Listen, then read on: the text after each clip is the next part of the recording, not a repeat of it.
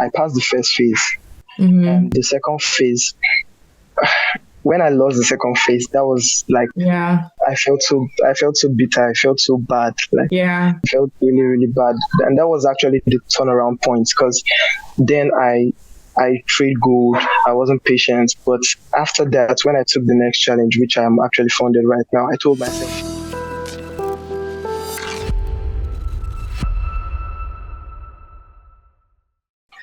hi traders, welcome to our first remote interview with our SFT funded trader, Bernard. How are you doing today, Bernard? Yeah, I'm doing fine. I'm doing good. Thanks. That's good. I'm doing good. So how did you get introduced to trading? Well, I started trading in 2019. Actually, I wasn't really invested in it because I'm a student. So I wasn't really invested in it. I just started it as, should I say, a hobby. But later, I think along the line during Corona 2020, so I decided to take it a little bit serious. So here we are. Okay. Well, since you just came across trading like around 2020, what were your plans before trading? Like, what did you want to do? Well, I'm a student of, I'm in university. I'm studying electrical engineering. So that was obviously the option then before trading. Okay, nice. So there's so many prop firms out there. What made you choose SFT? Well, I won't say I chose SFT. Actually, it was actually a giveaway account. So I actually just woke up one morning, and because I'm funded with another prop firm too. Okay. I just woke up one morning, saw that I actually won a giveaway, so I decided to take the account a little bit serious. So yeah. Oh, that's cool. So you didn't even buy the account; it was just a giveaway. That's pretty cool, and got funded and a payout. That's awesome. And you said you had other funded accounts. How many other funded accounts do you have? I have 100K funded accounts with Leveled Up. Okay, nice. And I know getting to that point can be challenging sometimes. Can you kind of walk us through your journey to getting that funded account? Well, I actually took some challenges before I failed those challenges, but along the line, it gets very tiring when you do the same thing over and over and over again. So I actually had a different approach to that account, and I only trade gold because trading currency pairs is actually kind of frustrating for me. Other people love it, but for me it's actually very frustrating, and I only trade gold. So I developed a strategy on gold, and it's been very, very profitable, and that's what I'm just sticking to right now. Okay. And you were saying that you had a different approach this time around. What was that different approach? Okay. I kept on failing challenges, and normally it's because of one way or the other, lack of patience, self-discipline, and so, okay, I was once a news trader. I can't deny the fact I was once a news trader, but it struck me one day. I just kept doing the same thing over and over and expecting a different result. So I decided to take a different approach, and I stopped trading the news. I really hate trading the news. It's a lot of lessons like trading the news. Then I stopped trading currency pairs. Because as I said earlier, I developed a different strategy on gold. And I noticed that it was actually quite comfortable for me. I didn't need to be thinking, okay, I had a trade in place and just get worried over it. And this time around, I actually had, I was working a job, so I was actually quite comfortable. Like, I had the decision that, okay, even if I fail this account, I'm still going to actually feel good about myself. So I was actually quite comfortable, and the no time limit was actually a very, very huge advantage. Yeah. Okay. The no time limit. Yeah. Okay. Good. And I know a lot of traders, they are working jobs as well. So how have you been able to balance working a job and still being able to trade? Yeah, I actually trade only one session. Okay. I trade the okay. I shouldn't say one. I trade two. I trade the Asian session, overlap the New York session. So Okay. Asian overlap the New York. They overlap the London rather. I hate trading the New York. I don't trade in New York. That's I don't like. interesting. Wow. And most traders will say that's where the momentum is. That's where momentum comes into the market. But I don't like trading it. I really don't like trading the New York. So Asian and the London. I just feel you should, if you find what works for you, just stick to it. Right, exactly. Okay, so if you were to give your beginning self or in the beginning of your trading journey, if you can give yourself some advice, you've already said kind of like stick to one pair, you chose gold. What other pieces of advice did you give yourself when you first started? I feel this is very underrated. Like a lot of people, a lot of top traders say it's discipline. It just comes out as a word, discipline, but you really need to stick to your trading plan. Like stick to your trading plan. It's if you have a plan set aside, you should stick to it. The reason why I was actually failing all those challenges was because I would say things like revenge trading, and I felt bitter after having a loss. After having a loss, I would want to hit the market, so I would go right in, and also news trading. That's one of my news trading. I really hate that. So those patience, discipline, and also psychology, those three are the key things I will give myself if I actually see myself if I were to see myself in the past. So those are the advices I will give myself. Okay. And just to clarify, when you say news trading, are you not trading the day news is released at all, or you're just not trading at the time of news? At the time of news. Okay. At the time of news, I don't like trading at the time of news. Okay. Do you have like a memorable trade or like one of your most like favorite trades that you've ever taken? And can you walk us through that kind of feeling or time? I can't actually remember. No. Can't remember. Okay. No trade has been. Yeah. What about a memorable loss? I feel like a lot of traders, they have that like one losing trade where they're like, let me just get my stuff together and, stick to your trading plan, like you mentioned. Yeah. I actually had a 100K challenge account, and I passed the first phase. And the second phase, when I lost the second phase, that was like, I felt so bitter. I felt so bad. Like, I felt really, really bad. And that was actually the turnaround point, because then I trade gold. I wasn't patient. But after that, when I took the next challenge, which I'm actually funded right now, I told myself, I actually want to have something to look forward to every day. So I don't rush. Even if I have a loss, I go back, just have a great time with my friends. I don't rush it. So I think that was actually the turnaround point for me. Yeah. Okay. Perfect. So do you have a trading mentor, or were you kind of self-taught?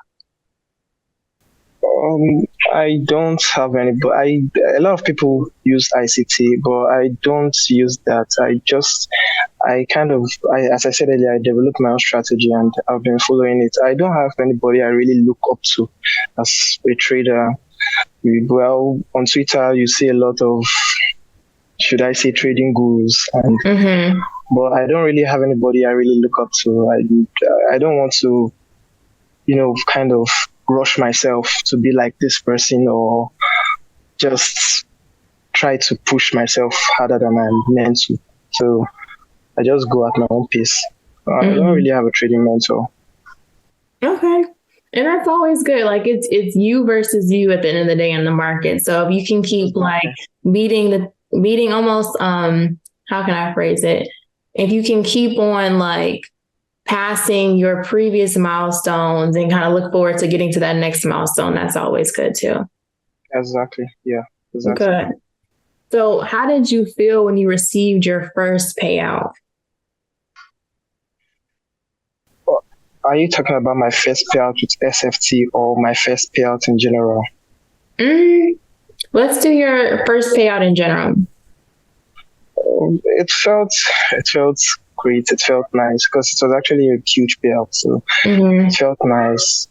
I'll keep that number anonymous. But with SFT, it was great, at least knowing that the prop firm was legit. So yeah, it actually felt great and it felt nice. And I didn't even spend a cent on the account. So it actually felt pretty nice. Do you have any plans for your payout, or would you rather just kind of like save it?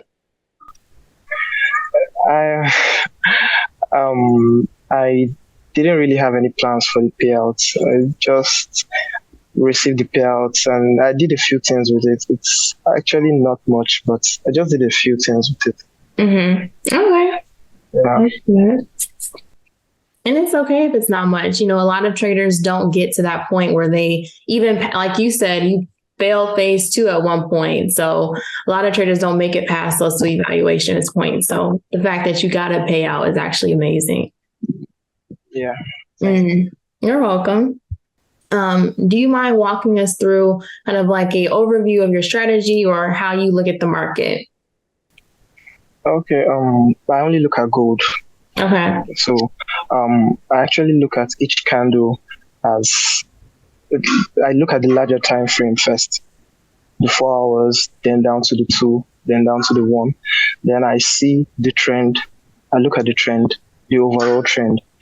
I actually look at every 4-hour candle rather, as there's combination of lower time frame candles that actually had a trend for this candle. So if it's a green candle, then it's a combination of smaller time frame bullish trend to form that green candle. So I actually trade the 3-minute time frame, 3-5 minutes. So I'm just in with, I look at the high of the particular 3 minutes, look at where to set my stop loss, just, and I enter.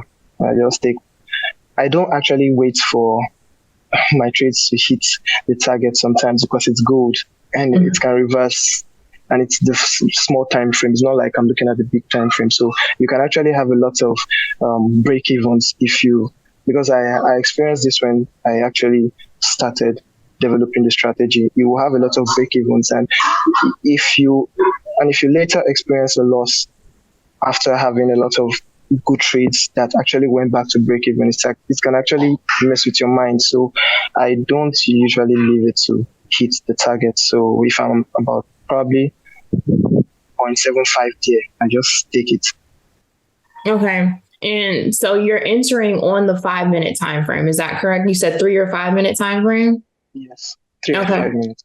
Okay. And then you were saying that like the smaller time frames, of course, are within like the higher time frame. So what's the highest time frame that you would go to and then kind of do like a top down analysis from there? 4 hours. 4 hours. Look at the daily. Yes. No daily. Okay. I don't look at the daily. Okay. So you drop from 4 hour and then straight to like the 5 minute or 3? 4, 2, then sometimes 15. 15. I just want to just see a general overview of what's happening. So I like following the trend. I don't like trading reversals. I like following the trend. Okay, just following the trend. Is there anything specific that you're looking for when you do go to the lower time frame? Yes, I'm looking for a consistent trend build up. Like, okay, I'm looking for to take a sell or a buy, I'm looking for a consistent lower high, lower low. Just depends on what I'm looking for. At least I need it to be maintained for at least twice or thrice, then I enter. Okay. But if I say build once, I don't enter because it's good. You can just see that once and then it goes the opposite direction. Okay. So basically just making sure that it's following structure and we're trading with the trend, no reversals. Yes. Right. Okay. The trend is definitely our friend. So I get that.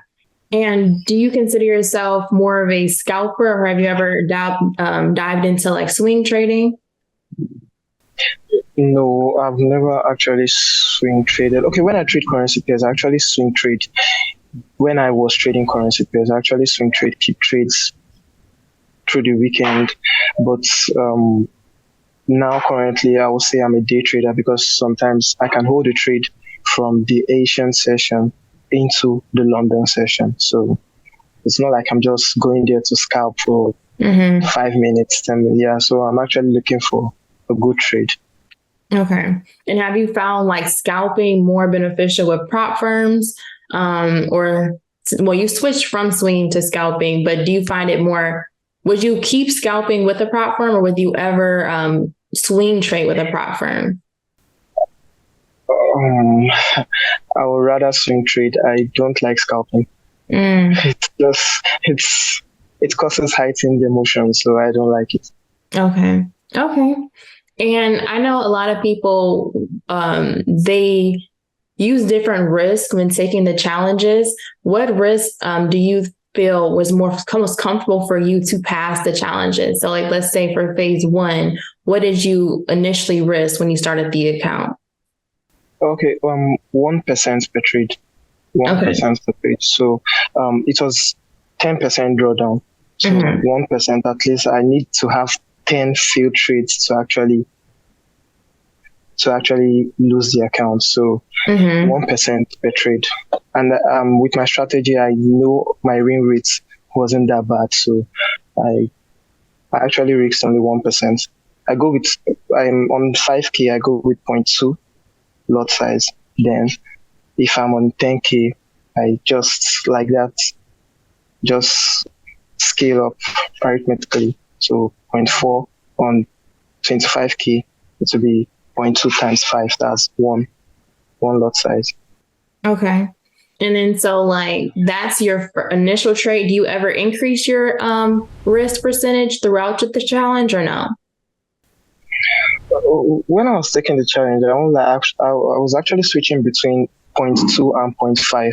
0.2 and 0.5 just depends on how much I want to risk, and like because I use structures to set my stop loss. Some people just calculate, okay, I'm risking 20 pips on this trade, but so if I see that okay, the stop loss right here isn't so much, I'll use a 0.5. But if I see it's actually much, I'll use a 0.2. Okay. And that's for both phases, phase 1 and phase 2? Yes, for both phases.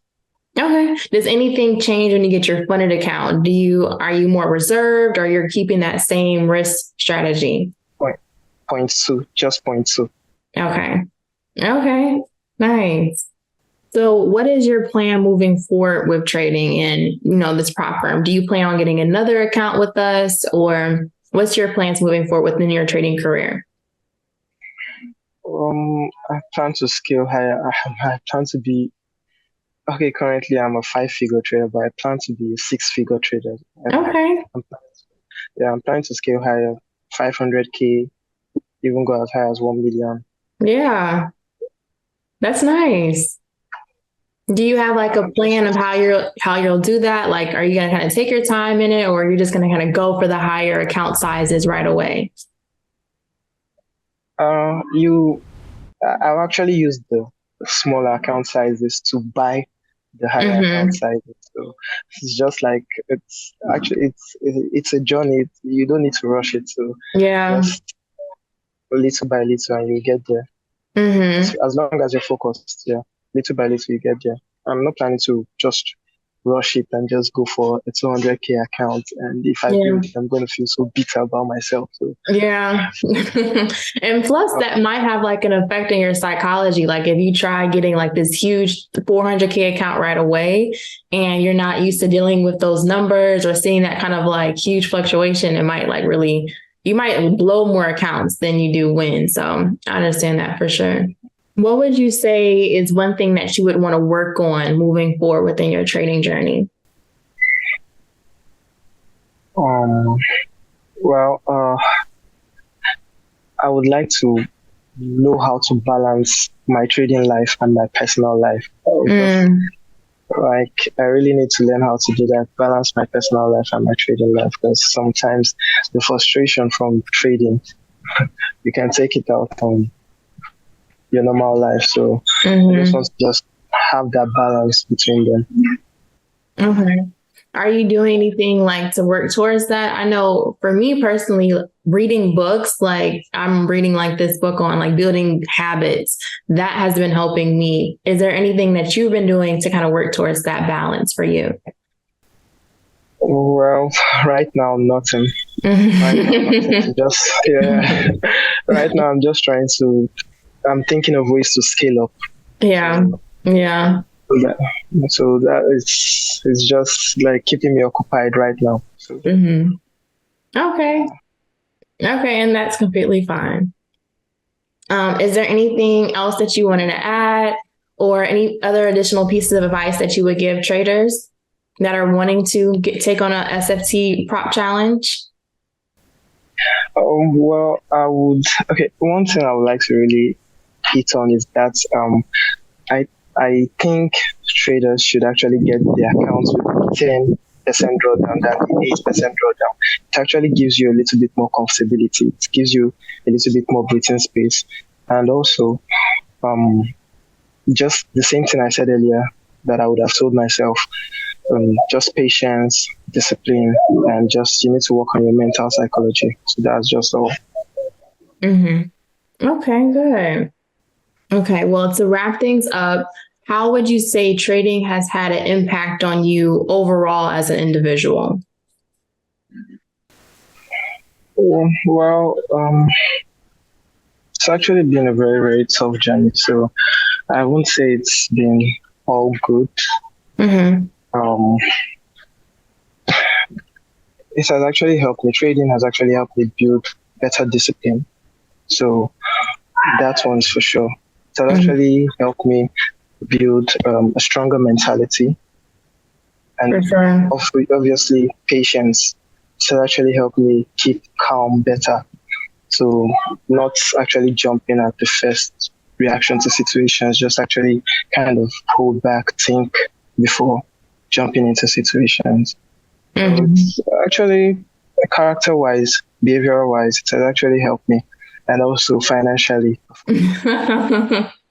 Right, exactly. And I completely agree. I think same for me, like you said, patience, like being able to kind of like assess the situation and then react versus like try to react on something and not actually thinking about it. So I completely agree. Trading has a direct correlation with a lot of things that we have going on in life. So thank you for that insight. And thank you so much for taking this interview on with me today. And we'll talk to you soon.